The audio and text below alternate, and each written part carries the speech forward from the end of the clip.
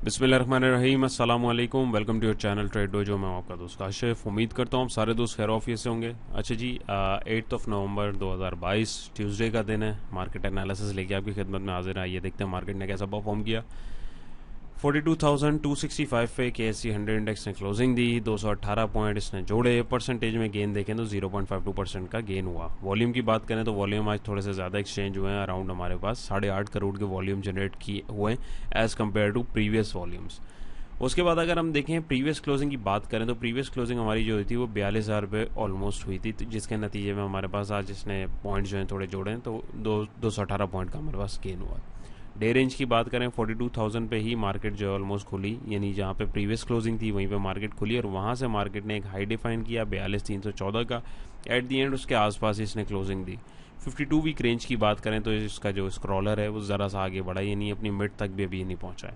Day range को graphically देखें, market खुली, हाई जाने की कोशिश करी, सेलिंग प्रेशर आए, नीचे गई, फिर अभी हाई जाने की कोशिश कर ही रही थी कि मार्केट का सेशन ओवर हो गया। टॉप परफॉर्मर की बात करें तो FFL, WTL, synergy, Hascol, HBL, FABL, DFML, Hum network, PRL, BFL। देखें मार्केट के चलने का एक अंदाज़ा जो है ना, आपको एक आसान सी चीज़ से मैं आपको समझा देता हूँ, इधर से आपको लग जाता है। ये जो मैं आपको रोज़ दिखा रहा होता हूँ ना, यहाँ पे अगर आप ये जितने स्क्रिप्ट देख लें तो ये आप देखें चलने वाली मार्केट में स्क्रिप्ट जो हैं नहीं होते, ये साइडलाइन हुए हुए होते हैं बिल्कुल, जिन्हें हम पेनी स्टॉक्स भी कहते हैं। और आप मल्टीपल आप स्टॉक्स इसमें देख लें, पेनी भी है हमारे पास, जैसे हम नेटवर्क है, सिनर्जी हुआ है अभी, हाईस्कूल को देख लें, डिफॉल्टर पे चल रहा है, फिर भी देखें उसके अंदर वॉल्यूम कितना आ रहा है। WTL को देख लें, तो यहाँ पे हमारे पास एक तो ये होगा। DFML को देख लें, तो यहाँ पे हमारे पास एक निशानी ये हो गई। नंबर 2 ये कि यहाँ पे कोई हैवी वेटेज स्टॉक नहीं आ रहा है, ये चीज़ भी आपको नज़र में रखनी है। नंबर 3 ये कि अगर आप इनमें भी देख रहे हैं तो इनमें भी कोई तगड़े वॉल्यूम नहीं दिख रहे हैं हमें, गौर अगर आप करें कोई इतना ख़ास जो है रिटर्न नहीं दिख रहा है। तो सिर्फ इसको देख के और हरियाली को देख के जो है हम पैसा नहीं लगाते हैं, हमें मल्टीपल चीज़ों को देखना होता है। तो फिल वक्त जो है यहाँ तक के लिए ये जो स्टॉक्स है ये आज टॉप परफॉर्मर रहे। आगे क्या करना चाहिए आइए देखते हैं जी। 8 तारीख का 8 नवंबर का हमारे पास फीपीलीपी आ गया है। आज फॉरेनर्स ने बाइंग करी है $0.12 मिलियन की, लोकल्स ने सेलिंग करी है $0.12 मिलियन की, बैंक्स ने $0.01 मिलियन की बाइंग करी, ब्रोकर ने $0.04 मिलियन की सेलिंग करी, कंपनीज ने $0.43 मिलियन की सेलिंग करी, फॉरेन कॉर्पोरेट्स ने आज माल को उठाया $0.26 मिलियन के साथ, फॉरेन इंडिविजुअल ने $0.02 मिलियन की सेलिंग करी है, हमारे इंडिविजुअल ने $1.74 मिलियन की बाइंग की है। इंश्योरेंस कंपनीज ने आज $1.65 मिलियन की सेलिंग करी है, म्यूचुअल फंड ने $0.08 मिलियन की ज़रा सी आज एक्यूमुलेशन काफ़ी टाइम बाद करी है, NBFC ने $0.01 मिलियन की सेलिंग करी है, अदर ऑर्गेनाइजेशन ने $0.18 मिलियन की बाइंग करी और ओवरसीज़ पाकिस्तानी ने $0.12 मिलियन की सेलिंग करी। ओवरऑल 1 2 3 4 5 प्लेयर बाइंग पे, 1 2 3 4 5 6 प्लेयर सेलिंग पे। मुआवजना करें तो डेफिनेटली ज़्यादा जो है वो सेलर थे। सबसे बड़ा बायर कौन था? हमारे इंडिविजुअल थे 1.74 मिलियन की बाइंग के साथ। सबसे बड़ा सेलर देखें कौन था? इंश्योरेंस कंपनीज थी 1.65 मिलियन की सेलिंग के साथ। तो इन्हीं दोनों को देखते हैं। नीचे अगर हम थोड़ा सा स्क्रॉल करें तो यहाँ पे हमारे पास जो आ रहा है वो इंडिविजुअल्स का डाटा आ रहा है। तो इंडिविजुअल्स को देखें, सबसे ज़्यादा इंडिविजुअल ने सारे सेक्टर में भरा हुआ है माल को ना, सब कहीं पे भी इतनी खास सेलिंग नहीं करी है। सीमेंट में ज़रा सी करी और टेक्सटाइल में करी है। ऑन अदर हैंड देखें तो हमारे पास फर्टिलाइजर में इंडिविजुअल की ज़रा तगड़ी बाइंग पहले भी थी और अभी भी है, $0.66 मिलियन की बाइंग है। उसके बाद कमर्शियल बैंक्स के अंदर तगड़ी बाइंग है। Apart from that insurance companies को देखें तो इंश्योरेंस कंपनीज ने सबसे ज़्यादा जो माल को बेचा है वो किधर बेचा है? वो बेचा है कमर्शियल बैंक में। $0.62 मिलियन की सेलिंग करी है और फर्टिलाइजर में 0.6। सबसे ज़्यादा सेलिंग इंडिविजुअल की जहाँ बाइंग है, सबसे ज़्यादा सेलिंग वहाँ पे फर्टिलाइजर सेक्टर में इंश्योरेंस कंपनीज की $0.67 मिलियन की। सेकंड जो है हैवी बाइंग इंडिविजुअल की जहाँ पे, वहीं पे जो है इंश्योरेंस कंपनीज जो आज का टॉप का सबसे ज़्यादा सेलिंग के अंदर रहा है, उसकी सेलिंग जो आ रही है वो आ रही है कमर्शियल बैंक्स में $0.62 मिलियन की सेलिंग के साथ। अब वंस अगेन मेरा वही क्वेश्चन आता है कि इनको ऐसी क्या चीज़ नहीं पता जो हमारे इन दोस्तों को पता है? तो ये मुझे अगर किसी को पता है तो काइंडली मुझे कमेंट सेक्शन में ज़रूर बताइएगा। बाकी अगर खिलाड़ियों को देखें तो म्यूचुअल फंड ने आज जो है थोड़ा सा एक्यूमुलेशन करी है, इंडिविजुअल का साथ दिया है कमर्शियल बैंक्स में, टेक्नोलॉजी में थोड़ा सा माल उठाया और टेक्सटाइल कंपोजिट के अंदर भी जो है म्यूचुअल फंड ने थोड़ा सा एक्यूमुलेट किया है। एक चीज़ अगर आपने गौर करी हो, देखें मार्केट ये जो डाटा ये बड़ा अहम होता है, ये इसको सारे प्लेयर्स भी देख रहे होते हैं जैसे हम और आप देख रहे होते हैं, लेकिन डिफरेंस होता है हर किसी के देखने में। हर किसी की अप्रोच में। ये लोग किसी और एस्पेक्ट से चीज़ को देख रहे होते हैं क्योंकि इनकी टीम्स बड़ी होती हैं, इनका एक्सपीरियंस हमसे और आपसे कहीं ज़्यादा होता है, और ये मार्केट मूवर्स, मार्केट प्लेयर्स होते हैं।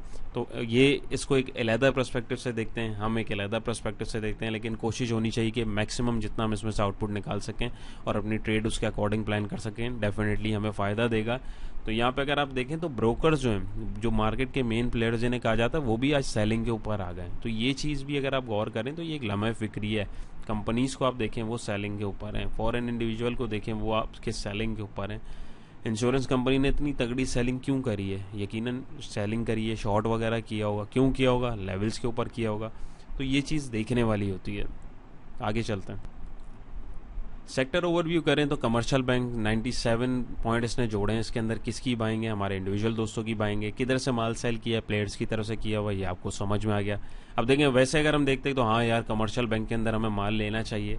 अब आपको समझ आ रहा होगा कि क्यों लेना चाहिए या क्यों नहीं लेना चाहिए। क्यों? क्योंकि आपने इसके बैकएंड के ऊपर जो डाटा उसको एनालाइज किया है, और अभी मैंने आपको सिर्फ एक कैटेगरी वाइज बताया। इसको आप पर्सनली जो है इसको थोड़ा सा और एक्सप्लोर करेंगे तो आपको और नोट्स भी जो हैं वो खुलती जाएंगी और मज़ीद चीज़ें समझ आती जाएंगी। सीमेंट सेक्टर में देखें तो 57 पॉइंट इसने जोड़े हैं, फर्टिलाइजर ने 43, oil and gas exploration companies ने 40, और थोड़े थोड़े पॉइंट जो हैं दूसरे सेक्टर ने जोड़े। नेगेटिविटी में टेक्नोलॉजी सेक्टर रहा, 47 पॉइंट तोड़े। मिसलेनियस सेक्टर को देखें तो 18, और थोड़े थोड़े पॉइंट जो हैं दूसरे सेक्टर्स ने तोड़े। कंपनीज़ की बात करें तो MEBL के अंदर जो है 33 पॉइंट जो है इसने इंडेक्स में जोड़े।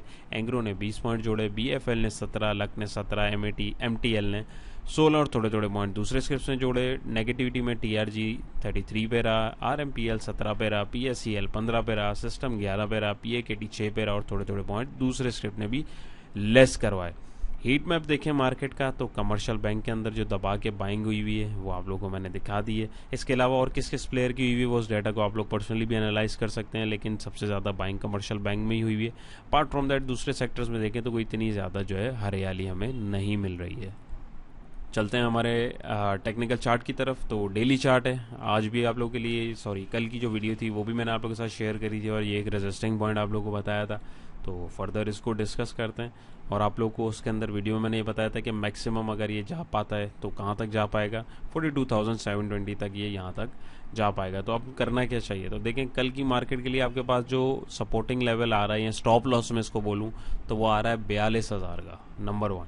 क्योंकि ये जो कैंडल बनी है नो डाउट हैवी वॉल्यूम के साथ बनी है, सब बना है, लेकिन इस कैंडल के पीछे पार्टिसिपेशन किसकी है? सिर्फ इंडिविजुअल्स की, और बाकी दूसरे प्लेयर ने जस्ट जो है एक आटे में नमक के बराबर बाइंग करी है, अगर आप इस डाटा से कंपेयर कर रहे हैं, नंबर 1। नंबर 2, ये इसने ब्रेकआउट दिया, तो ब्रेकआउट अक्सर जो है वो फेक आउट भी होते हैं। ये चीज़ आप लोगों को मल्टीपल टाइम्स मैंने दिखाई भी है और आप लोगों ने देखी भी होगी। तो अब ये कल अगर 42,256 से ऊपर अच्छी क्लोजिंग देने में कामयाब होती है, तभी हम इसको कंसीडर करेंगे कि 42,700-800 के जोन तक जाएगी, जो कि मुझे जाती हुई नहीं दिख रही है। लेकिन अगर हम लोग इसको एज्यूम करें कि अगर ये मार्केट यहाँ से मूव भी करती है, क्योंकि यहाँ से नीचे अगर आप देखें एक बहुत बड़ा गेन आ चुका है यहाँ पे, जो एक शॉर्टर स्पैन में तकरीबन अगर आप देखें मार्केट 1100 पॉइंट मूव कर चुकी है। कोई करेक्शन इसके अंदर ऐसी नहीं दिख रही है, green green green green candles ही बनी हुई है 6 बार तकरीबन यहाँ पे इसमें अगर आप देखें, सॉरी 8 दिन की इसमें आप देखें, और 2.80% का गेन कर लिया। तो ये मार्केट ने अब इसको करेक्ट भी करना है। तो इमीडिएट सपोर्ट अगर आप, स्टॉप लॉस जो है वो आपके पास 42,000 का है। इमीडिएट सपोर्ट अगर मैं आपके साथ बात करूं तो आ रही 41,800 की, वही जोन जो आप लोगों के साथ पहले डिस्कस किया था। और फौरी रेजिस्टेंस जो आ रहा है अपकमिंग हमारे पास वो 42,700 या 800 का जो जोन है वो आ रहा है, जहाँ तक मुझे मार्केट जाते हुए नहीं दिख रही है। क्यों नहीं दिख रही है वो मैंने लास्ट वीडियो में आप लोगों के साथ डिस्कस किया हुआ है कि मूविंग एवरेजेस और हमारे अदर इंडिकेशन जो हैं वो भी यहाँ पे आ रहे हैं। नंबर 2 ये डाइवर्जेंस जो आप लोगों के साथ शेयर करी थी वो है RSI 56 पे। यहाँ पे अगर आप देखें तो आप बोलेंगे हाँ यार मैकडी ने तो पॉजिटिव डाइवर्जेंस दिखा दिए, ऑल दो मैकडी और प्राइस एक्शन हमें दिखा दिया, लेकिन हमें फिर भी स्टिल कंफर्मेशन चाहिए। तो यहाँ पे अगर दूसरे प्लेयर्स ने अच्छी बाइंग की होती ना तो मैं आप लोग को रेकमेंड करता कि आप लोग भी पोजीशन बना लें, लेकिन अनफॉर्चुनेटली उधर प्लेयर्स का इंटरेस्ट नहीं है। यकीनन ये फेक आउट ही हो सकता है, जहाँ से मार्केट जो है दोबारा रिवर्स अपने आप को कर सकती है और करेगी।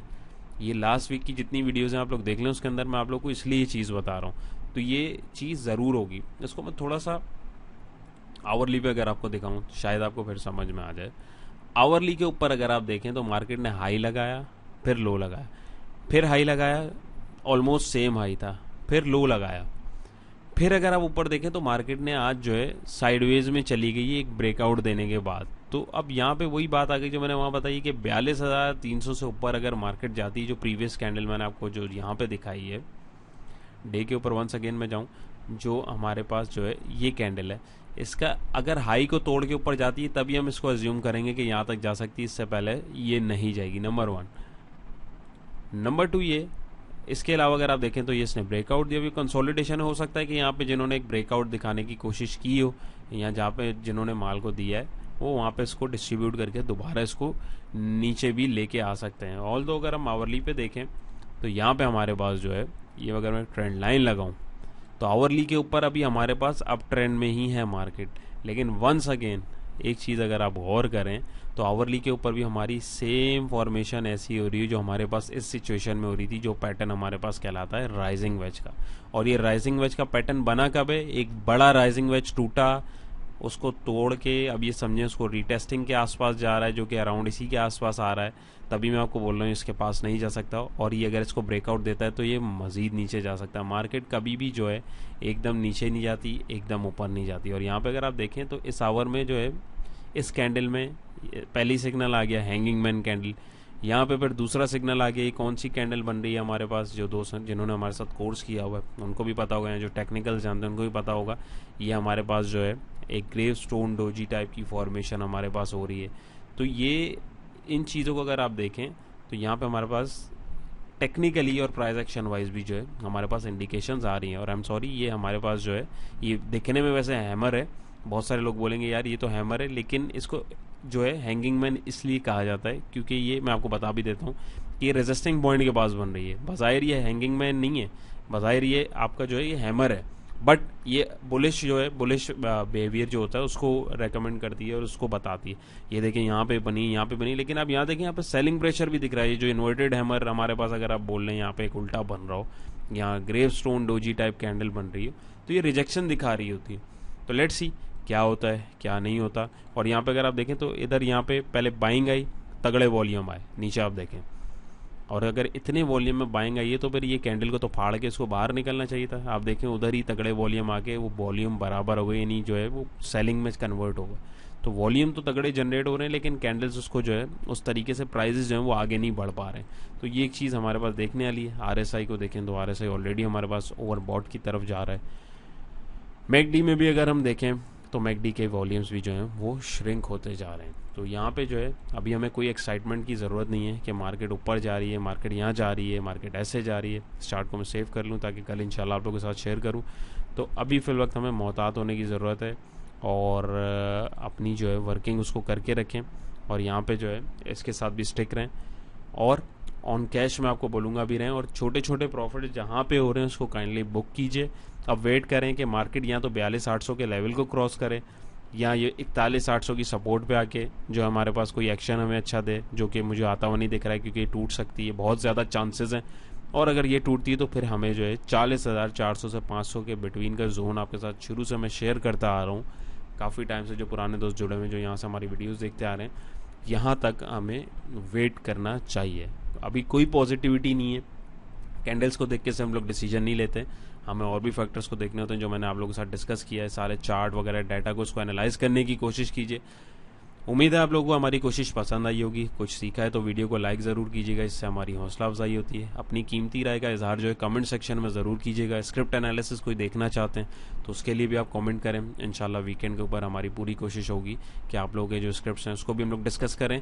Apart from that WhatsApp group, अगर आपने हमारा फ्री डिस्कशन ग्रुप जो है वो ज्वाइन नहीं किया है तो डिस्क्रिप्शन में लिंक मौजूद है, आप उसको ज्वाइन कर सकते हैं। उस ग्रुप के अंदर टिप्स कोई शेयर नहीं की जाती, जैसे उसको डिस्कस किया जाता है। चार्ट्स को जो सीखना चाहते हैं, प्राइस एक्शन को समझना चाहते हैं, उससे रेलेवेंट चीज़ों को हम लोग डिस्कस करते हैं। कोई टिप्स वाला ग्रुप नहीं है। और अगर आप टेक्निकल कोर्स में इंटरेस्टेड हैं, प्राइस एक्शन को सीखना चाहते हैं, तो दिए गए नंबर पर रब्ता करें। अपना बहुत सारा ख्याल रखिएगा, दुआओं में याद रखिएगा। इंशाल्लाह नई वीडियो में मुलाकात होगी। अल्लाह हाफ़िज़।